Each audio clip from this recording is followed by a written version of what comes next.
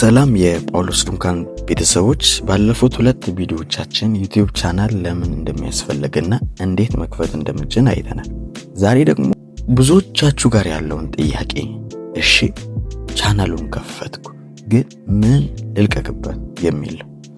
ብዙ ሰው ዩቲዩብ ላይ ወንጌል ለመስበክ የግድ ፓስተር፣ መምህር ወይም ደግሞ ድምጸ መረዋ ዘማሪ መሆን ያለበት ይመስለዋል። ወገኖች ሐዋርያው ጳውሎስ ታላቅ ሰባኪ ነው፣ ነገር ግን ድንኳን ሰፊም ነው። እግዚአብሔር ለእያንዳንዳችን የሰጠው የተለያየ መግለጥ አለ። ዛሬ ማንኛውም ክርስቲያን ተራ ቪዲዮ ሳይሆን መንፈሳዊ ፋይዳ ያለውና ገቢ የሚያስገኝ ቻናል ሊሰራባቸው የሚችልባቸውን 10 ድንቅ ዘርፎችን በዝርዝር እናያለን። ወደ እነዚህ ዝርዝር ከመሄዳችን በፊት ለዚህ ቻናል አዲስ የሆናችሁ ወገኖች ቻናሉን ሰብስክራይብ በማድረግ ከኛ ጋር የጳውሎስ ዱንካን አገልጋይ እንድትሆኑ፣ ደግሞ ይሄ ቪዲዮ ይጠቅማል ብላችሁ የምታስቡት ሰው ላኩላቸው። ክርስቲያን ለሆነ ላይክም አድርጉ። አሁን ቀጥታ ወደ ዝርዝሩ እንገባለን ማለት ነው። አንደኛው እና የመጀመሪያው መጽሐፍ ቅዱሳዊ የገንዘብ አያያዝ በተመለከተ ዩቲዩብ ላይ ማስተማር ትችላላችሁ ማለት ነው። ብዙ ሰዎች በኢኮኖሚ ተቸግረዋል። መጽሐፍ ቅዱስ ስለ ገንዘብ አያያዝ፣ ስለ ቁጠባ፣ ስለ ዕዳና በረከት ምን ይላል የሚለውን በተብራራ መልኩ ማቅረብ ይቻላል። እንዴት ከዕዳ መውጣት ይቻላል፣ እንዴት የክርስቲያን የገንዘብ አያያዝ መሪዎች በሚሉ በተለያዩ ርዕሶች በዚህ ላይ ረጅም ጊዜ ቪዲዮ መስራት የምትችሉበት የመጀመሪያው ክርስቲያንና ገንዘብ አያያዝ በተመለከተ ማስተማር ትችላላችሁ። ሁለተኛው ደግሞ የክርስቲያን ወጣቶችን የፍቅር ግንኙነትን በተመለከተ ማስተማር ትችላላችሁ። ይሄ በጣም ተፈላጊ የሆነ በወጣቶች ዘንድ በጣም ተፈላጊ የሆነ ዘርፍ ነው። ትክክለኛውን የትዳር አጋር እንዴት መምረጥ እንደሚችሉና እንዴት ህይወታቸውን መምራት እንዳለባቸው ማስተማር ማለት ነው። ሶስተኛው ደግሞ የመጽሐፍ ቅዱስ ጥናት ለጀማሪዎች፣ ይህም በጣም ወሳኝ ነው። መጽሐፍ ቅዱስን ማንበብ ለሚከብዳቸው ወይም ደግሞ የት መጀመርን ግራ የገባቸው ሰዎች አሉና ለነዚህ ቀለል ባለ መልክ እንዴት መጽሐፍ ቅዱስ ማጥናት እንዳለባቸው፣ እንዴት ደግሞ መጽሐፍ ቅዱስን መረዳት እንዳለባቸው መጽሐፍ ቅዱስ የሚጠናበትን ዘዴዎችን በማስተማር ቀለል ባለ መልኩ ለምሳሌ በ5 ደቂቃ ውስጥ የዮሐንስን ወንጌል እንዲረዱ የምታደርጉበትን መንገድ በመፈለግ ማቅረብ ትችላላችሁ። አራተኛው ደግሞ ክርስቲያን እናቶችና የልጆች አስተዳደግ በተመለከተ ማለት ነው። ልጆችን በእግዚአብሔር መንገድ እንዴት ማሳደግ እንደሚቻል ልምድ ማጋራት ሊሆን ይችላል። ይሄ ለእናቶች ትልቅ ድጋፍ የሚሆን ኒች ነው። እንዴት ልጆቻችንን ጸሎት እናስተምር፣ ከስራ ከቤት አስተዳደር ጋር እንዴት ሚዛናዊ በሆነ መልኩ አስጠብቀን መሄድ እንችላለን የሚለውን ለወላጆች ማስተማር ትችላላችሁ። ይህ በጣም ብዙ ሰው የሚመለከተው ችግር ስለሆነ ማለት ነው። ሌላው አምስተኛው ስለ ልቦናና እምነትን በተመለከተ ማለት ነው። ጭንቀት፣ ድብርት፣ ብቸኝነት ከእምነት አኳያ እንዴት ማሸነፍ እንደሚቻል ማስተማር ነው። ጭንቀትን በመጽሐፍ ቅዱስ ተስፋዎች ማሸነፍ፣ ክርስቲያን ስለ ልቦና የጤንነት እንዴት መጠበቅ እንዳለበት ሰፊ ርዕሶች ከዚህ ጋር የተገናኙ አሉ። ስለዚህ ይህን እያነሳችሁ ማስተማር ትችላላችሁ። ስድስተኛው መንፈሳዊ ግጥሞች፣ ትረካዎችና ስነ ጽሁፋዊ የሆኑ ነገሮችን ማቅረብ ነው። ይሄ ውስጣችሁ የጥበብ ነገር ያለባችሁ ሰዎች በጣም የሚጠቅም ዘርፍ ነው።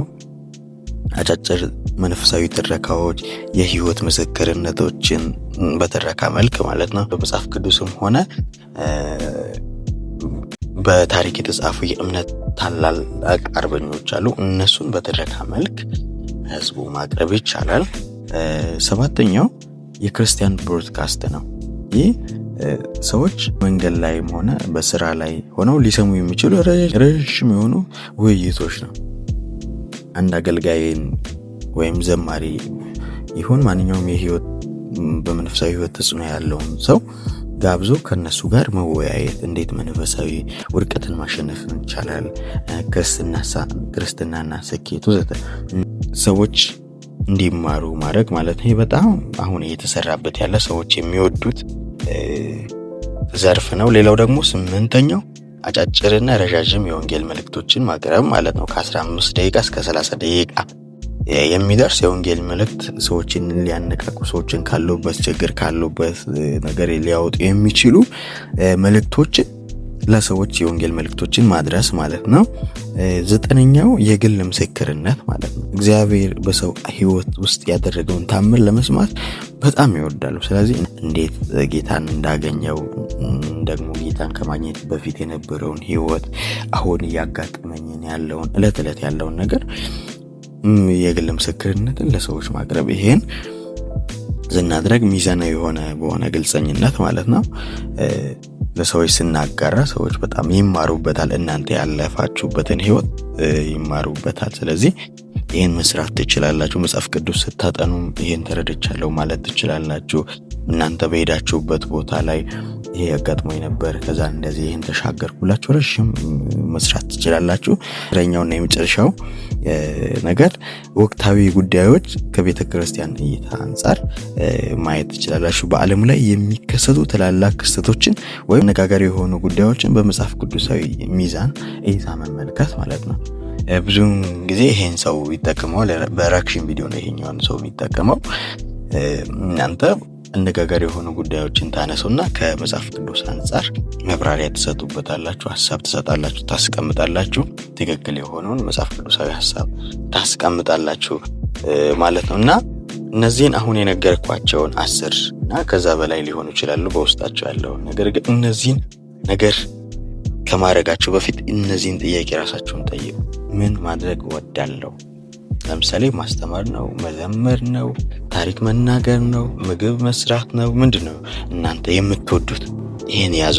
ሁለተኛው ደግሞ ምን አይነት ዕውቀት አለኝ?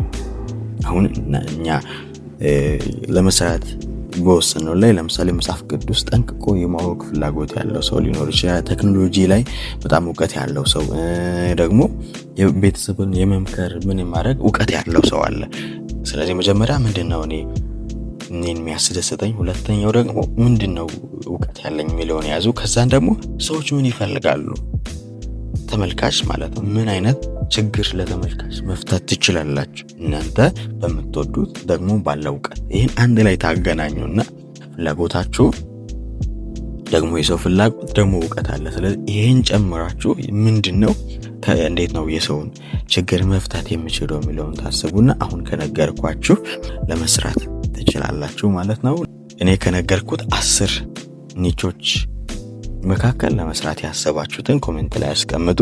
ሲቀጥል ደግሞ ያላነሳሁት ነገር ካለ ኮሜንት ላይ ማስቀመጥ ትችላላችሁ። እስከመጨረሻው ስለተከታተላችሁን አመሰግናለሁ። በሌላ ቪዲዮ እስከምንገናኝ ቸር ያቆየን።